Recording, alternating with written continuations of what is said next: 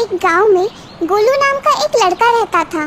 वो अपनी माँ से कभी भी ठीक से बात नहीं करता, हमेशा उसे डांटता और कड़वी बातें करता।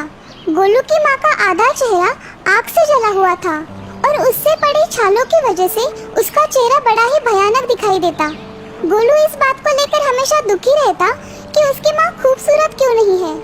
एक दिन गोलू अपने दोस्तों के साथ खेल रहा होता है। अरे बच्चों, चलो बहुत खेल लिए, चलो चलो घर जाओ अब। थोड़ी देर और खेल के हम चले जाएंगे मौसी। गोलू, क्या तुम्हारी माँ तुम्हें डांटती नहीं है जो तुम इतना खेलते हो? हाँ? नहीं मौसी, मेरी माँ तो इधर नहीं है, मैं बस अपने पिताजी के साथ रहता हूँ। अच्छा, इसीलिए तुम इतनी देर से बाहर खेल रहे हो। इतने में वहाँ पे गोलू की माँ आ जाती है। माँ को देख गोलू भागकर एक पेड़ के पीछे छुप जाता है। अरे गोलू, कहाँ चले गए? हाँ? हाँ?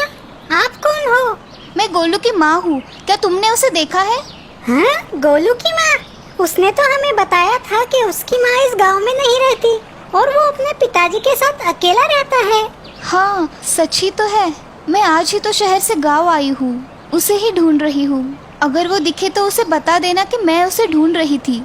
ये कहकर गोलू की माँ वहाँ से चली जाती है और गोलू पेड़ के पीछे से बाहर आता है। गोलू, क्या सच में वो तुम्हारी माँ है?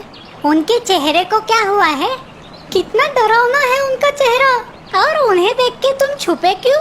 गोलू अपने दोस्तों के इन सवालों से परेशान हो गया। उसे अपनी माँ पर बड़ा ही गुस्सा आया और बिना कोई जवाब दिए वो वहाँ से निकल पड़ा। घर पहुँचते ही वो माँ को डांटने लगा। माँ, मैं तुमसे कितनी बार कह चुका हूँ कि मेरे दोस्तों के सामने मत आया करो। गोलू, तुम्हें आने में बड़ी देर हो रही थी तो मुझे चिंता होने लगी, बस इसीलिए मैं वहाँ चली आई। कोई जरूरत नहीं है मुझे ढूंढने की। तुमने मुझे आज मेरे दोस्तों के सामने शर्मिंदा किया है। वो सभी तुम्हारे इस बदसूरत चेहरे से डर गए। अब वो कभी मेरे साथ नहीं खेलेंगे। ऐसे ना बोलो बेटा, मैं ये गलती दोबारा नहीं करूँगी। मैं तुम्हारे दोस्तों के सामने कभी नहीं आऊंगी। कोई जरूरत नहीं है रोने की और गिड़गिड़ाने की। मैं ही ये घर छोड़ के जा रहा हूँ ताकि फिर कभी मुझे तुम्हारा ये डरावना चेहरा नहीं देखना पड़े। गोलू की माँ उसे समझाने की बहुत कोशिश करती है, मगर गोलू अपनी माँ को रोता छोड़ वहाँ से निकल जाता है। गोलू एक तालाब के नजदीक पहुँचता है। उसे बड़ी प्यास लगी होती है, इसीलिए वो पानी पीने के लिए तालाब की ओर बढ़ता है। तभी उसके कानों पर किसी के रोने की आवाज पड़ती है। गोलू पास ही में देखता है और दंग रह जाता है। वो देखता है कि वहाँ पे सुनहरे सींग वाला एक हिरन रो रहा है। हाँ? कितने खूबसूरत हो तुम। काश मेरी माँ भी तुम्हारे जितनी खूबसूरत होती।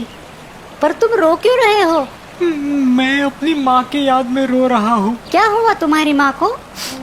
हम दोनों इस तालाब पे पानी पीने आए थे, मगर इस तालाब में रहने वाले एक मगरमच्छ ने मुझ पर हमला कर दिया। वो मुझे दबोचने ही वाला था कि मेरी माँ उस मगरमच्छ पे झपट पड़ी। अपनी जान गंवाकर माँ ने मुझे बचाया। मैं हर रात यहाँ पे आके माँ की यादों में आंसू बहाता हूँ। तुम्हारी माँ बड़ी ही खूबसूरत होगी। काश मेरी भी माँ खूबसूरत होती। क्या तुम पागल हो?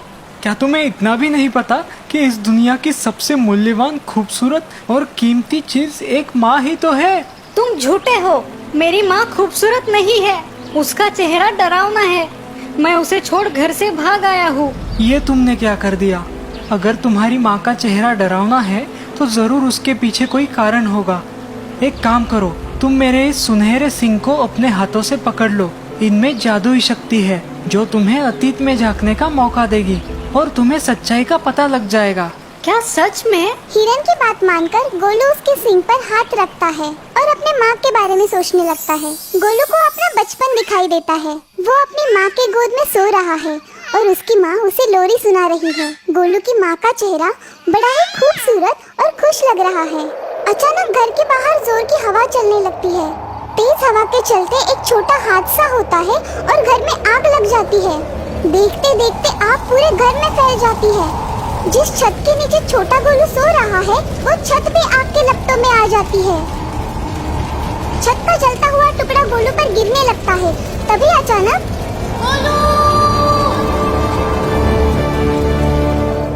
माँ गोलू को बचा लेती है, मगर खुद की खूबसूरती खो देती है।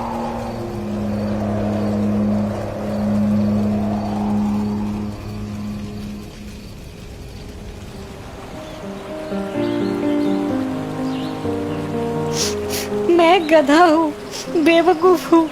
सिर्फ मेरी जान बचाने के लिए मेरी माँ ने इतना बड़ा खतरा मोल लिया और मैंने माँ को बड़ा दुख दिया है। भगवान मुझे कभी माफ नहीं करेगा। अब बस रोते ही रहोगे या फिर अपने माँ के पास भी जाओगे? अभी भी देर नहीं हुई है। लेकिन क्या वो मुझे माफ करेगी? पगले, माँ का दिल तो दरिया से भी बड़ा होता है। वो तुम्हें देखते ही गले लगा लेगी।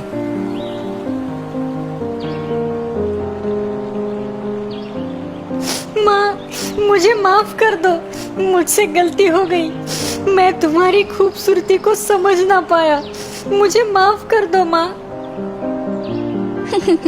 सुबह का भूला शाम को घर आ जाए तो उसे भूला नहीं कहते। मेरा लाडला गोलू। चित्रगुप्त नगरी के सम्राट चंद्रवर्मा का दरबार भरा हुआ था। सभी मंत्री महाराज की जय जयकार कर रहे थे।